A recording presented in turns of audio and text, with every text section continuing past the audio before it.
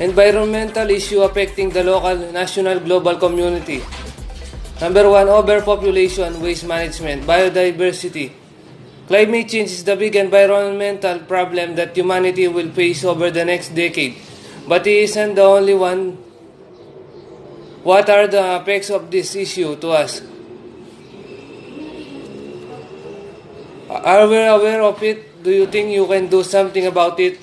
Well, take a look at the sum of them, from overpopulation to loss of biodiversity to waste management, and reflect the challenge we have ahead of us. Overpopulation and waste management.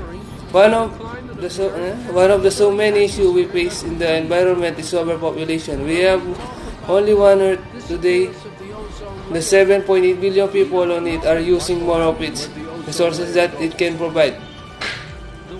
Every new person is a new consumer, adding to the demand. Some of us take far more than others. There are many steps we must take to make our consumption sustainable. Adding fewer newcomers is one of them. More consumers means more resources from the environment. What are the effects of overpopulation to the environment? Number 1, waste. More humans means more waste. Number 2, population. Adding more people to the population adds more populators. Food and water. Every extra amount to feed puts more pressure on our food supply, which come from natural resources. What can we do about this issue? In developing world, poor people means less consumption of natural resources, especially local resources such as lands and fresh water. In the longer term, fewer people being born means that as countries move poverty, their level of consumption will be lower.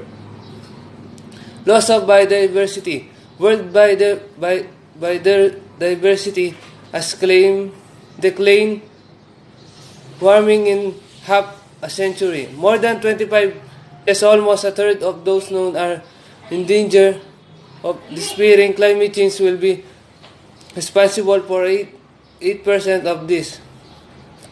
What is biodiversity?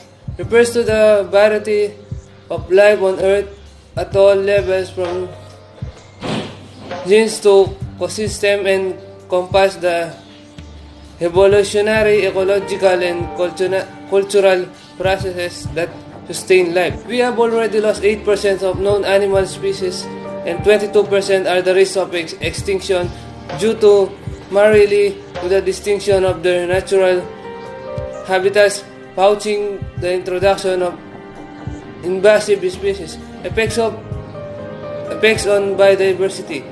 Deforestation. Without forests, we would have neither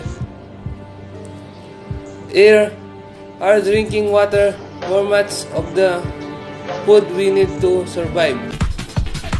Are we sure we know to protect our environment? Many of us believe that we lead lives that respect nature, but our consumption habits give us away.